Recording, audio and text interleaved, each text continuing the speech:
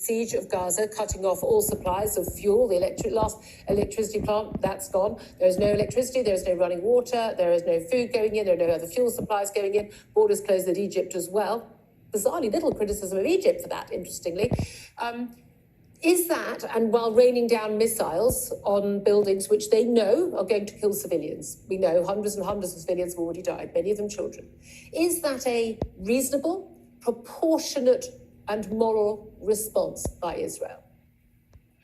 There is some deep perversion in Britain whenever Israel is involved in a conflict, and it is the word you just used, proportion, proportionate, proportionality. Only Britain is really obsessed with this. I've heard it for the last few days incessantly. Proportionality in conflict rarely exists. But if we were to decide that we should have this fetish about proportionality, then that would mean that in retaliation for what Hamas did in Israel on Saturday, Israel should try to locate a music festival in Gaza, for instance, and good luck with that, should try to find a music festival in Gaza and rape precisely the number of women that Hamas raped on Saturday, kill precisely the number of young people that Hamas killed on Saturday.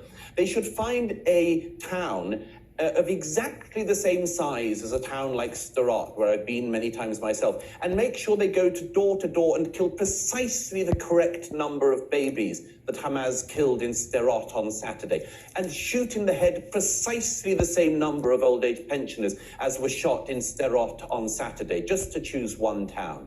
Proportionality in conflict is a joke. And it's a very strange British concept which we've had, that only the Israelis in a conflict, when they are attacked, are expected to have precisely the proportionate response. The Cannon Rotunda, and then they were pushed out of the building. They actually were in the Cannon building. That's the footage we saw. Over. That's right. So I did a little selfie in there, a little video. But I mean, keep in mind, they're in there supporting Hamas, who was systematically raping women and beheading babies. I've seen the footage. They did this, right? There's no gray area here. This isn't propaganda. And so these people are idiots. They have no idea what they're talking about. They're woke liberals. But this is a Jewish student group. So demanding a ceasefire. Yeah, right. I mean, I was down there. Some of those folks were not students, and if they were, they're like 40th year seniors or something. I mean, come on. Which is the guy's taking the loans out. We have Ben Berquam. Let's go to Ben. Ben, you're on location. Tell us what we got. Is this a Jewish student group that's demanding a ceasefire? No, this is, Steve, this is a radical leftist group. And just to give you an update, I'm on the third floor rotunda in the Cannon building right now. I was here when this all started happening at about 3 o'clock. There are still about 50 to 100 of these so-called Jewish protesters that are down there. They're with a group called Jewish Voices for Peace. And their police, the Capitol Police said, overheard them say they didn't have enough buses. So it's been over 2 hours it's taken to prosecute these guys to get them out. But just give an idea of who Jewish Voices for Peace, from the anti-Israel activity website, it says Jewish Voices for Peace is a radical anti-Israel activist group that advocates for the complete economic, cultural, and academic boycott of the state of Israel. So that's who these guys are. They're out here, and I actually went up and asked some of the organizers. Some of the organizers are still up on the rotunda. They haven't been arrested yet. They're coaching people on what to do. And I asked them, I said, okay, so you guys say you're Israeli, you say you're Jewish. Can you do me one favor? Can you denounce Hamas? Can you denounce terrorism?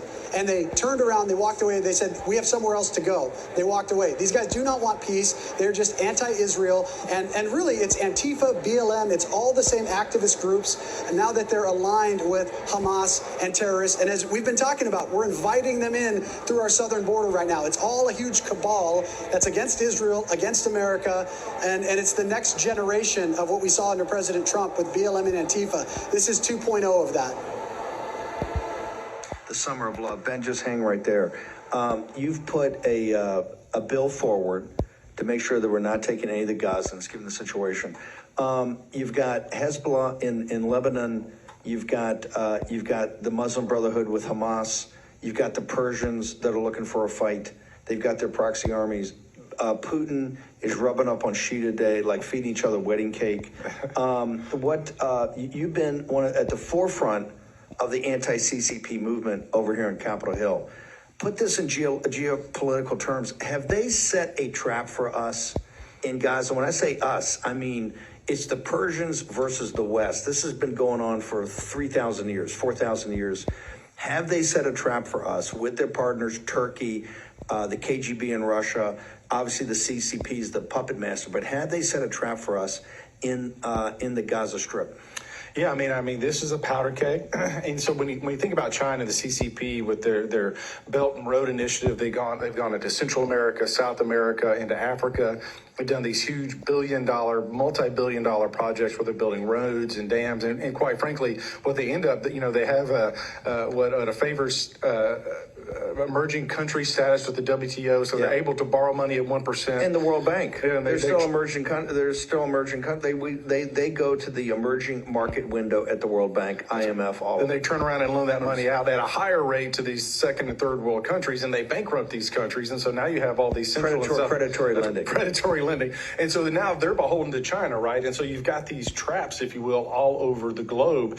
And meanwhile, you've got the Iranians. And again, so this, you can blame the CCP, you can blame Putin. Quite frankly, Putin just wants a friend right now. So he's going to go to anyone who's got, who looks like that they may emerge victorious, and his allegiances will change on a dime. But that being said, is this regime, the Biden regime, the criminal enterprise that is Biden, the world has fallen apart. Look, I'm not pro-war, but the withdrawal from Afghanistan set the stage for everything else that's unfolding right now. Meanwhile, you have CCP that's running rampant across the globe. We're sitting on our hands. Russia would have never have invaded Ukraine with Trump at the helm. Are you serious? But Biden is more worried about his ice cream of the day than he is foreign policy. And so I think this is a trap. I think this is going to get much worse before it gets better. And look, I don't want to, sound like scary or conspiracy theorists, but these folks have access to nuclear weapons, small tactical type, improvised nuclear weapons. There's no telling what's going to happen over the next 90 days in the Middle East or somewhere else in the country, in the world. Okay, so Biden, these guys know how the game's played. When he gets on the plane, they drop from Jennifer Jacobs of Bloomberg, the White House reporter, a $100 billion supplemental. Mm-hmm. Remember, you guys had this big fight over the defense bill, which the Senate hasn't even taken up yet. That's $880 billion, I think. $100 billion supplemental, just Ukraine and Israel. And Israel's told us, hey, what we need is $10 billion. So this gets back to the original Ukraine request of $80 billion for this year, which we fought so hard.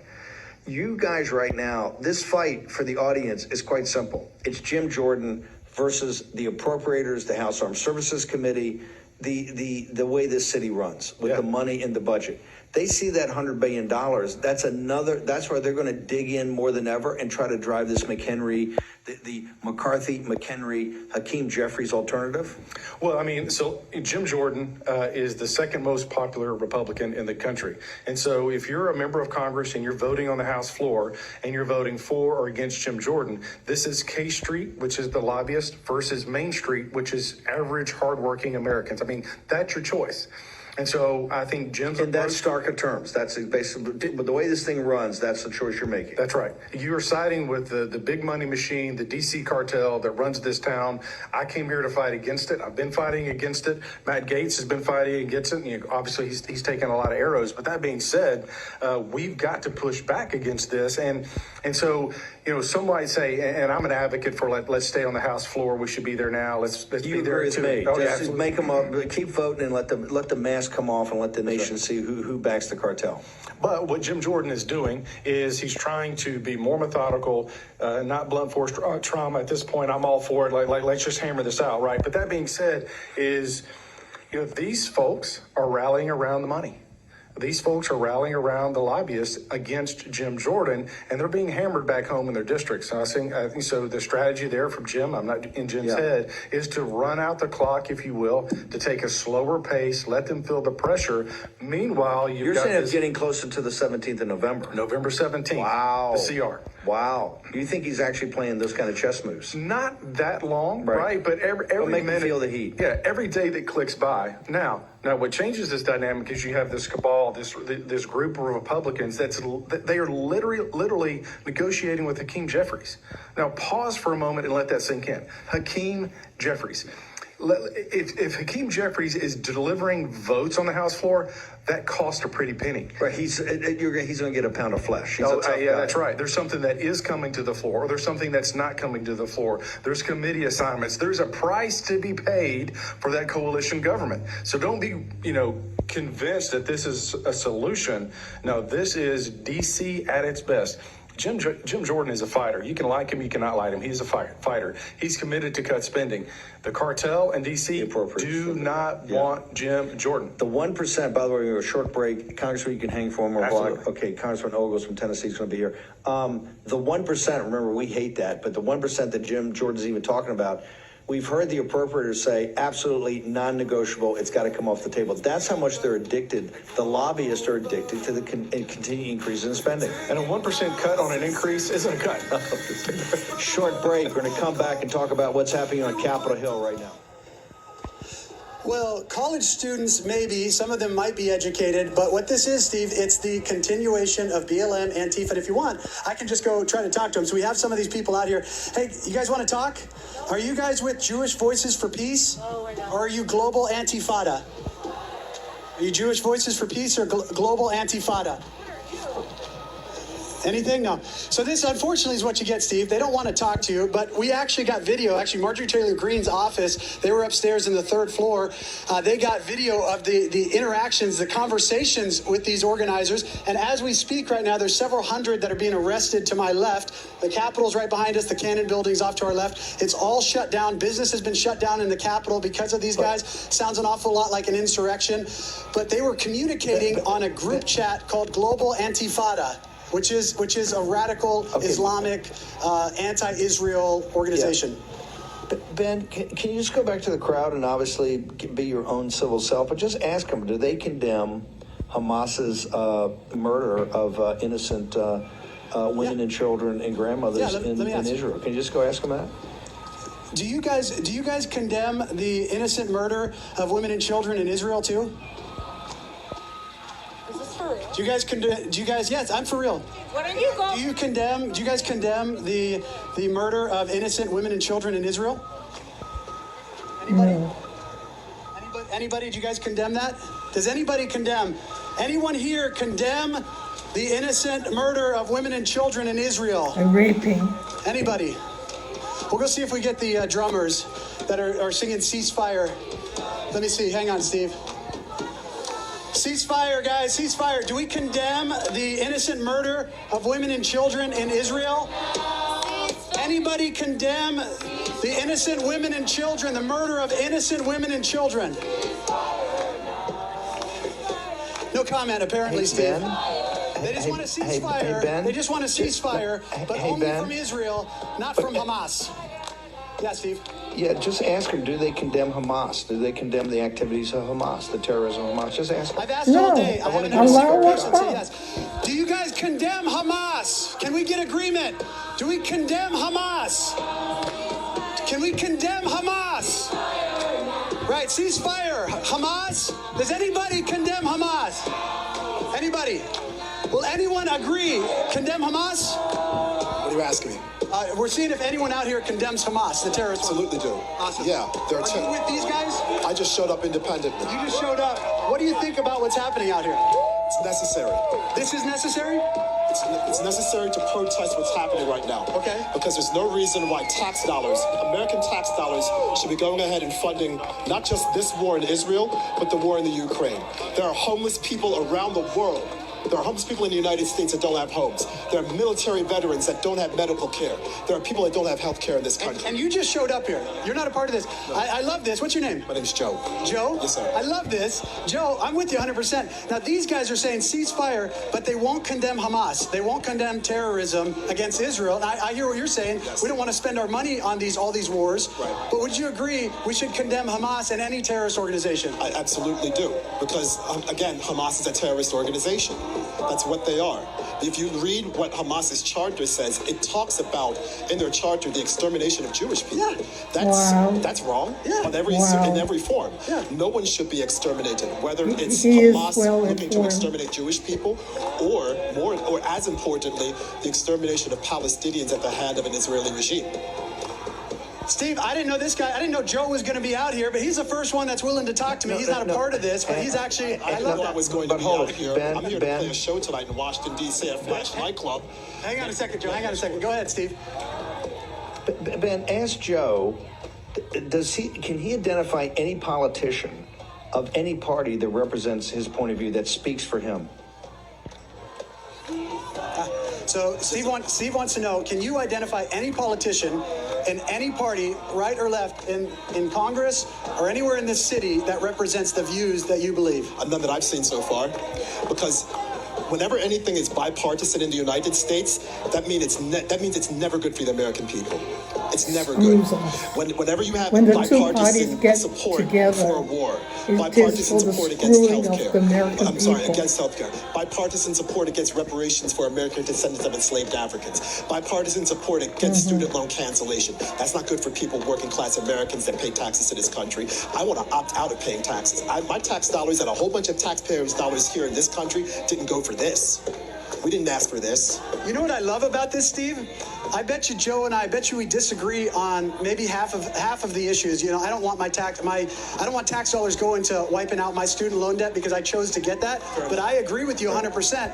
I'm tired of paying taxes for what all my tax dollars are going to. Steve, this is what we need. Conversations in America. Unfortunately, we don't have that. You got people banging their drums saying ceasefire, but supporting Hamas terrorists. That's the sad reality. And again, I don't know your name. I don't know what political affiliation you have. Yeah, we got these guys yelling over here, Steve. These guys yelling over here. But Joe's the only one that's willing to talk. And again, I don't know your political affiliation, and quite frankly, that doesn't matter to me. Because this is past politics. Exactly. This is past politics. This guy is so wise. And again, I was here 2 years ago for the Force the Vote rallies to make sure that the progressive members of the House of Representatives had Nancy Pelosi do a floor vote for Medicare for all during the middle of a deadly pandemic. Again, I would disagree with you on that, but that's the beauty of America. It's not only a First Amendment right, it's a human right. You have the right to protest. The First Amendment of the United States affords 5 rights. Journalism, like you're doing right now, the right to protest your government for redress of grievances, freedom of religion, freedom of speech, and freedom to protest. This is what we have in America. This is why America is freedom America. To bear Unfortunately, arms, this to country protect yourself. is built on genocide. It was built on racism. It was built on the disenfranchisement and enslavement of Africans and Native American people. And unfortunately, we may disagree on this too. I think it's being exploited now by the very people that say they care. Steve, hang on one second, Joe. Go ahead, Steve. Hey, Ben, ask Joe where he's playing tonight at the club so the audience, if they want to, my producers want to know if they can follow him. Where is he playing? How did they get to his website? Our audience wants to know, where are you promoting? What are you doing? You said you're going to go to work at a club. Where can people come find you that watch this and want to support you, support small business? I'm playing a show at Flash Nightclub, Washington, D.C.